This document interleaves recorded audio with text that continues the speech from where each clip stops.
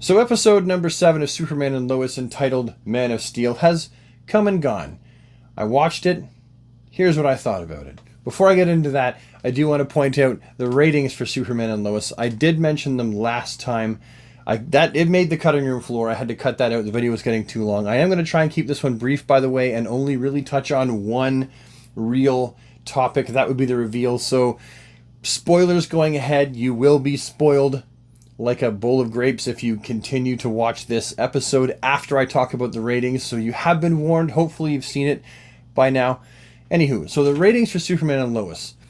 Episode 1 was 1.7 million, which is really good. That's really respectful for a superhero TV show. And then it pulled in concurrently episodes 2 to 5, 1.2 million, which again is very, very respectable for a superhero TV show. CW likes to see those kind of numbers. When a show dips below 1 million, now we're looking into, is it even worth making the show anymore? So to dip below 300,000 for a show that has a cast that is highly paid, that has a high budget, really does not bode well for that show. Shows typically, historically, used to get canceled when their ratings dropped as low as some of the shows that we have now that keep going, even though their ratings are fairly low. Superman and Lois was doing very well, went away on that hiatus, a much needed hiatus. I agree with the hiatus needing to exist, because if we wanted the quality of the episodes of 1 to 5 to continue for the rest of the season, this was the break that they needed to give their effects team, amongst other reasons, to give their effects team a chance to catch up and make sure that the production value, make sure that the after effects, the special effects, the flight effects still looked just as good as they did before, and not like a kindergartner tried to illustrate this on PowerPoint or something like that. So I understand why they had it. Supergirl, with very dipping ratings, took over that time slot. And people either didn't know that Superman and Lois were coming back, or they just kind of fell off. They're like, okay, I've seen enough. I get the gist. I don't know all the reasons. I do know that I stopped watching Superman and Lois and then didn't watch Supergirl. And then I was ready in my soul to jump back when Superman and Lois aired again. So you definitely did see more views on Superman and Lois than you did on Supergirl. However, that being said, it did take a very large dip, and it went down to 718,000 people, under 1 million viewers.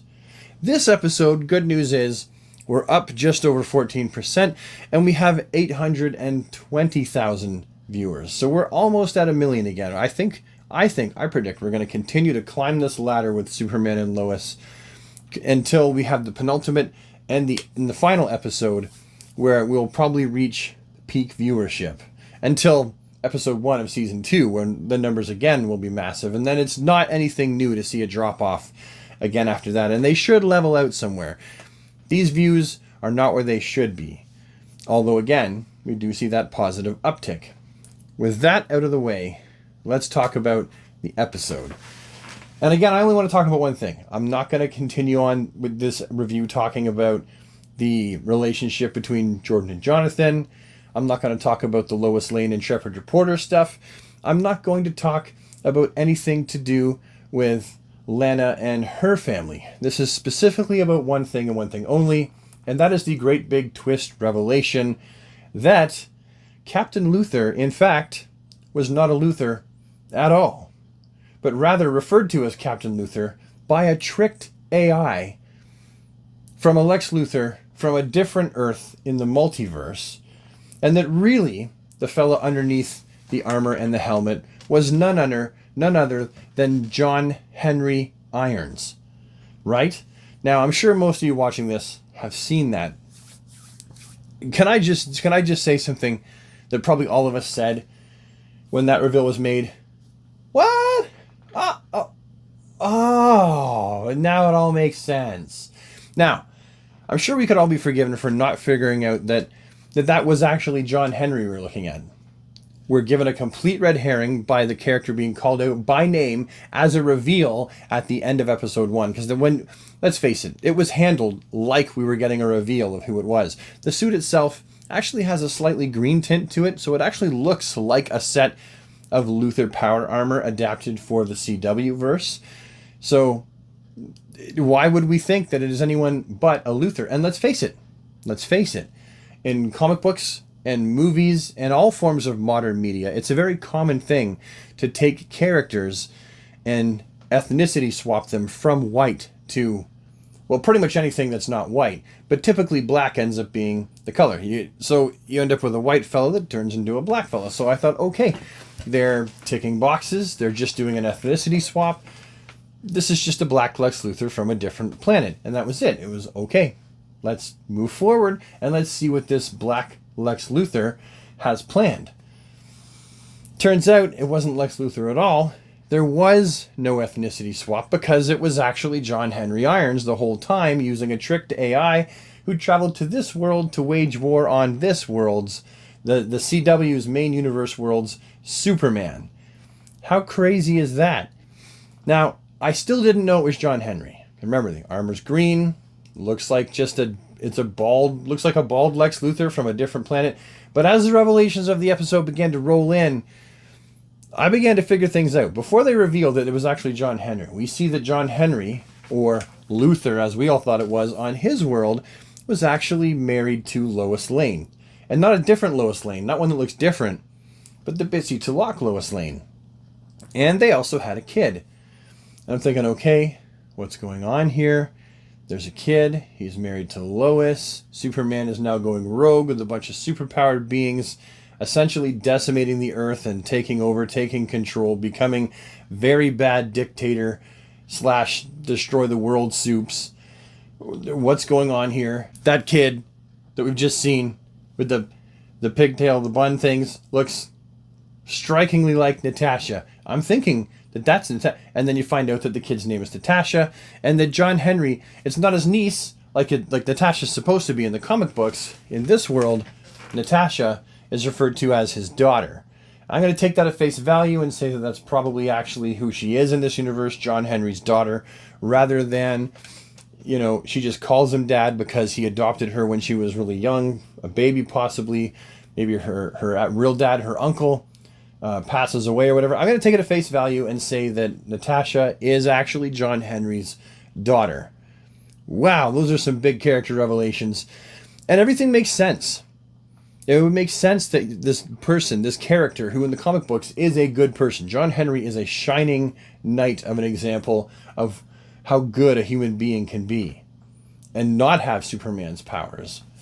So it makes sense that he's here waging this war, trying to save the people of this Earth from what he believes will be a Superman who will eventually turn into a murderous, bloodthirsty tyrant. It gets even better. Later on, Superman is called to a secret meeting with this person that he believes is a Luthor. So he already shows up with his backup, but he still wants to just talk. John Henry Irons pulls out a big-ass hammer. And that's when it begins to really come together. We find out there's dialogue that basically explains that this is John Henry Irons, because Lois has been doing her reporter thing and trying to dig and find out what the guy's name is. And the hammer is basically given away at around the same time. This big hammer, John Henry's signature hammer. Now it looks different. It does look different. It's huge. It doesn't look like your typical large sledgehammer like John carries. But it's the hammer nonetheless. And at that point, I'm like, oh, everything makes sense. Every single thing makes sense now about this character. Basically from this point on, a battle ensues because John Henry has tricked Superman into showing up and bathed him in red light. So Superman is now very quickly becoming very depowered, while John Henry lays the beats to him with this hammer, which harnesses kinetic energy, which means the farther away you get hit from it, the stronger it gets. The power raises exponentially until eventually it's like getting hit with a Superman level punch. So he is just laying the beats to Clark with this hammer under red light that's being blasted to him. Synthetic red sunlight. If it wasn't for his sons showing up in the Kent family pickup truck because Jordan's powers have been kicking in and his super hearing is working, and he manages to isolate where his father is, and they show up and they drive the truck right into John Henry, and then they take out the lights, they take out the red lights. If it wasn't for that, John Henry, a very mistaken but well-meaning John Henry, probably would have killed Clark on this world, and then who knows where he would have gone. Stayed there, found a way to move on to another Earth in the multiverse. It's not really explained how he ends up here, but my God, this episode heats up. So now we know that the focus of the show, a large portion of it, is going to shift to Clark trying to convince John that he's not a bad guy. Eventually there will likely be some kind of a team up against the real enemy, which is Morgan Edge. Although I tend to think that the real villain is not going to be Morgan Edge. I think there's probably someone else pulling the strings from behind the scenes. I don't know for sure.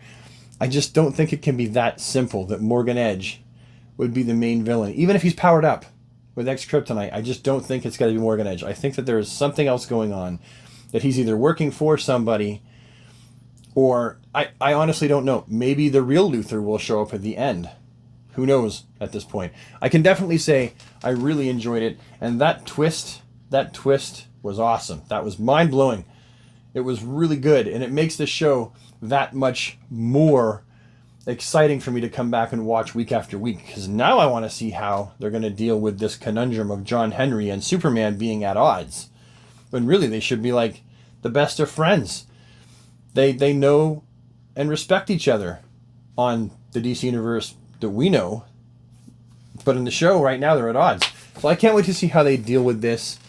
What did you think? Did you enjoy this episode? I know it's not completely accurate, that Natasha's not supposed to be John's son. I don't ever recall in the multiverse anywhere, forgive me if I'm mistaken or if I've left something out, but I don't recall anywhere in any multiverse ever where John Henry was with Lois Lane.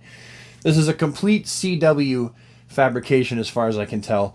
And it's just, at this point, it just seems like fun and interesting, superhero-etic storytelling. But let me know what you think down in the comments below, and I will see you next time. Have a DC day, everybody, and take care.